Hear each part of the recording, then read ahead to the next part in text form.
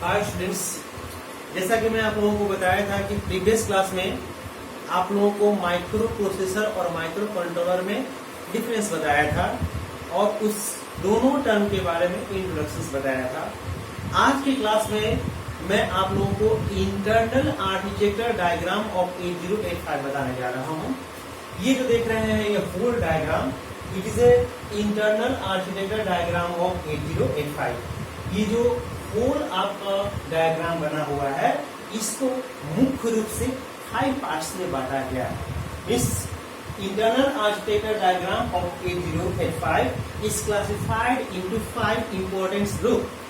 First, that is called register units. The register units में basically क्या होते हैं कि ये और आपका एक्यूमुलेटर्स आता है। तो रजिस्टर यूनिट्स में हम लोग फर्स्ट देखते हैं तो फर्स्ट क्या हो गया कि WZ that is called temporary register, BC, DE, HL stack pointer, program counter and increment decrements and address dash आता है। तो ये जो आप देख रहे हैं that is called register units. ठीक है, रजिस्टर क्या होता है तो आप लोगों ने जाना होगा कि रजिस्टर क्या होगा। रजिस्टर इज ए क्या होता है the combinations of flip flop या collections of flip flop. Combinations ना कहेंगे तो it is a collections of क्या होगा फ्लिप फ्लॉप।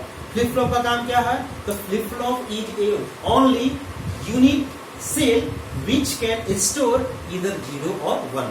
आप जानते हो कि फ्लिप फ्लॉप ही एक ऐसा एलिमेंट्स है, मेमोरी एलिमेंट्स है that is called dynamic elements, जो कि 0 या 1 को स्टोर करता है।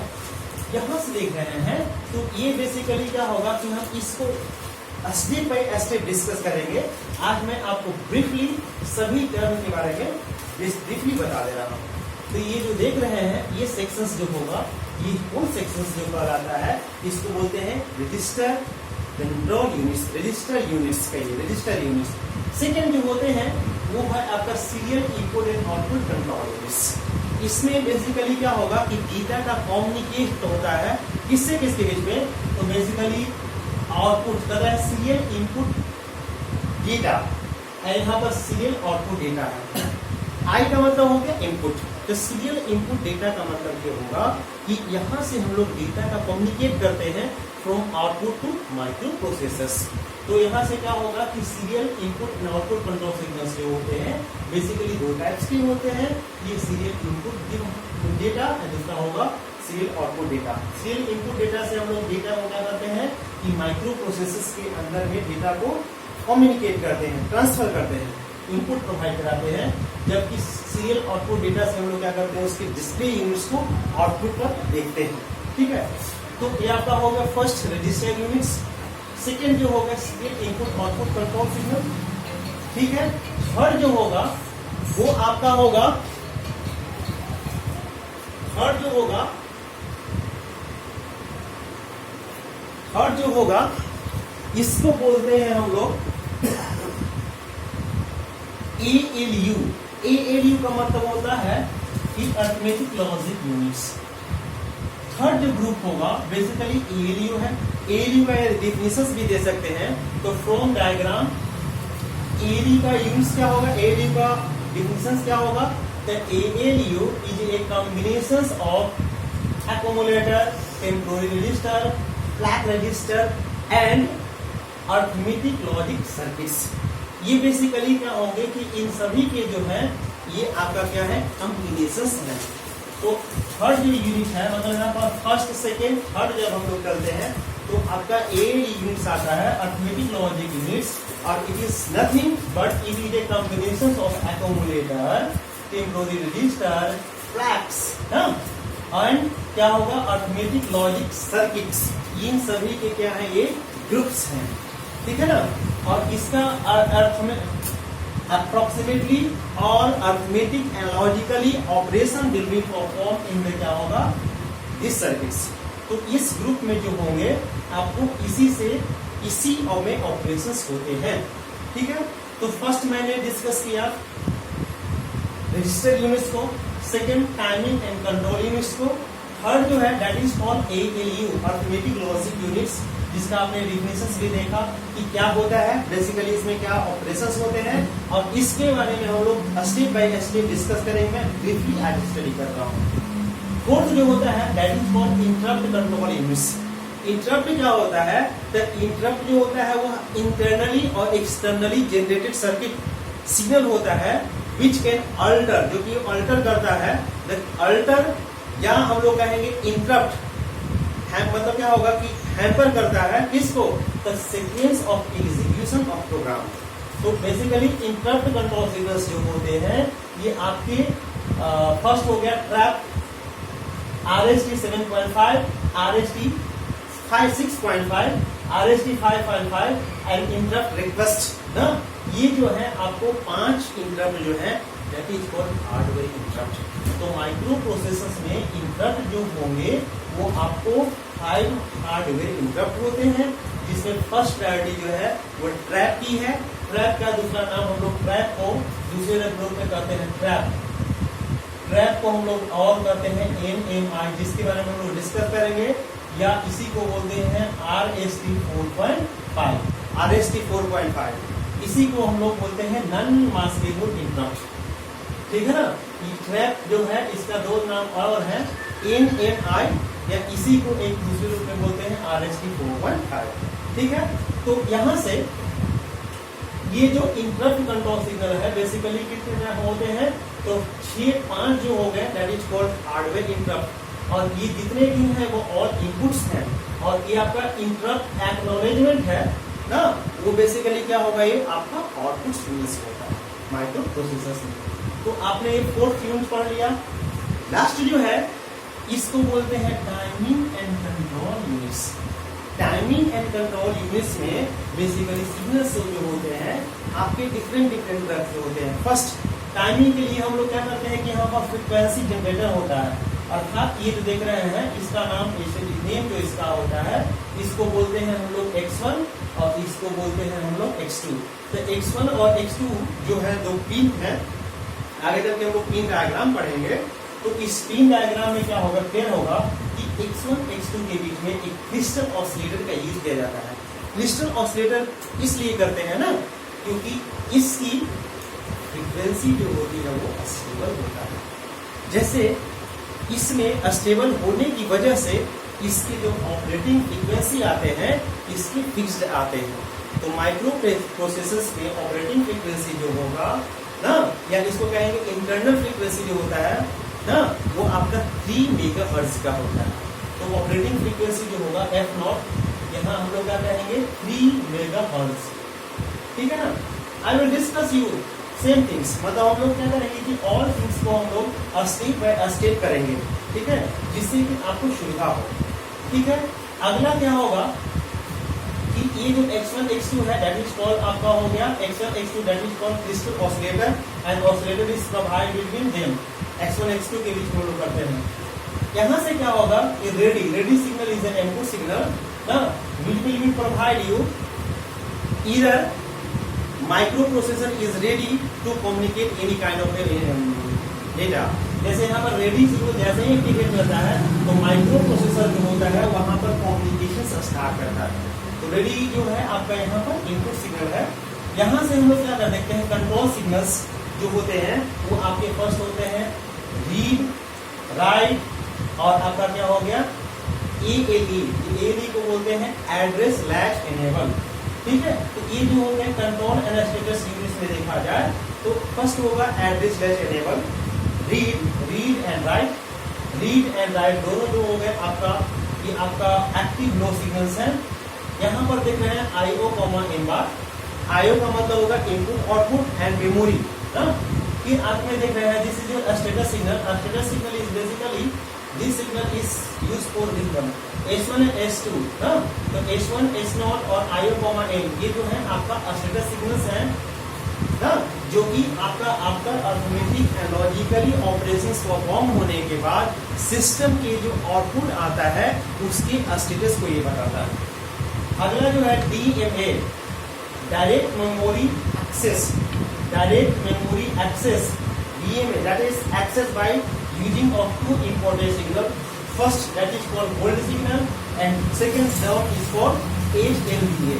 तो डेटा का कम्युनिकेशन हम लोग क्या करते हैं कि बेसिकली DMA कंट्रोलर का मतलब होता है कि जैसे समझने के लिए आप ये कर सकते हैं कि जैसे हम लोग क्या करते हैं कि एक हार्ड डिस्क से डेटा को हम लोग क्या करते हैं कि एक कंप्यूटर से हार्ड डिस्क में हम लोग डेटा को ट्रांसफर कर रहे हैं।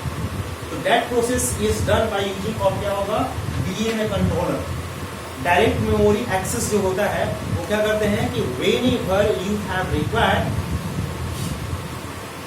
ह्यूज अमाउंट ऑफ डेटा और बल्क अमाउंट ऑफ डेटा, जब आपको बल्क अमाउंट ऑफ डेटा को मेमोरी से इनपुट आउटपुट डिवाइस में कम्युनिकेट करना रहता हो, भेजना रहता हो, तो ऐसे सिचुएशंस में क्या होगा कि DMA कंट्रोलर क्या होता है, एक्टिवेट होता है। और ऐसे होता क्या है कि ये जो होल्ड सिग्नल है वो आपको माइक्रो प्रोसेसर्स को क्या करता है कि ये 1 करता है, मतलब हाई होता है। जैसे ही हाई होगा तो डेटा का कम्युनिकेशन जो होगा वो आपका मेमोरी से इनपुट आउटपुट डिवाइस में कंटिन्यू होते रहेगा। कब तक?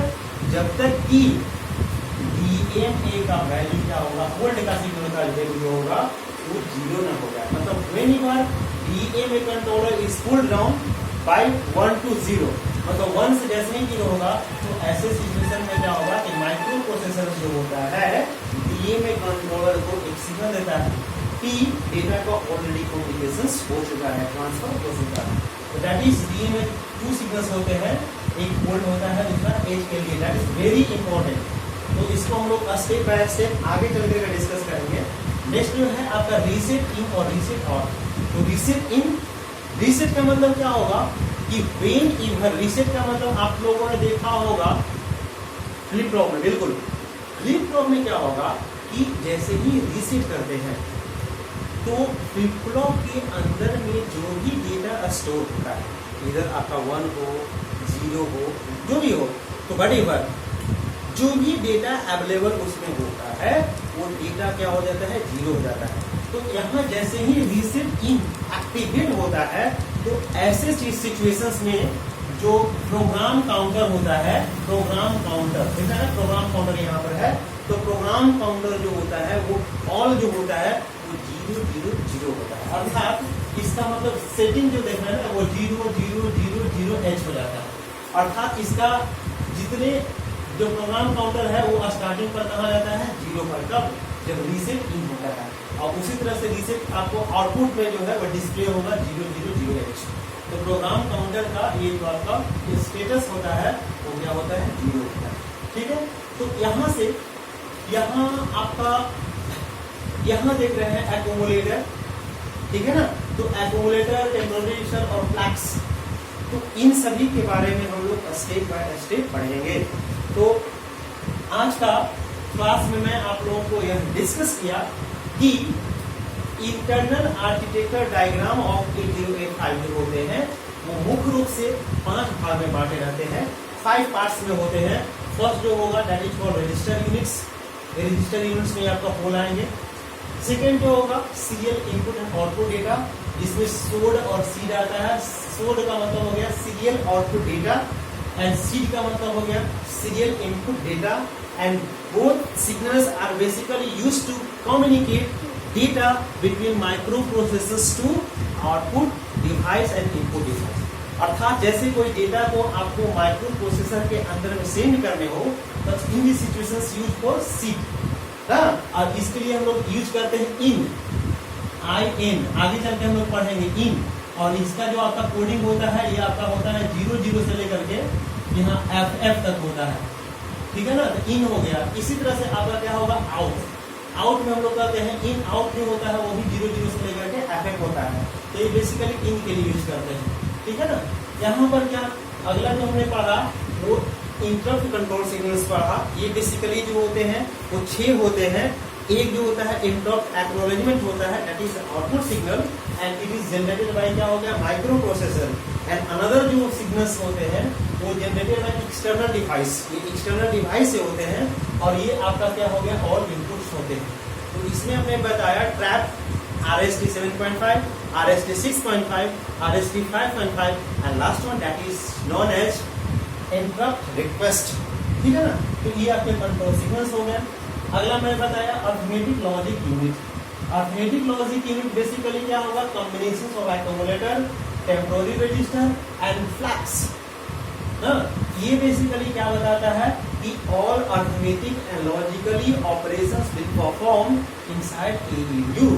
जितना भी आपका अर्थमेटिक लॉजिक ऑपरेशंस जो होते हैं, अर्थमेटिक का मतलब क्या होगा, एडिशन, सब्सट्रैक्शंस, इंक्रीमेंट एंड डिक्रीमेंट्स, ये आपके हो गए अर्थमेटिक ऑपरेशंस।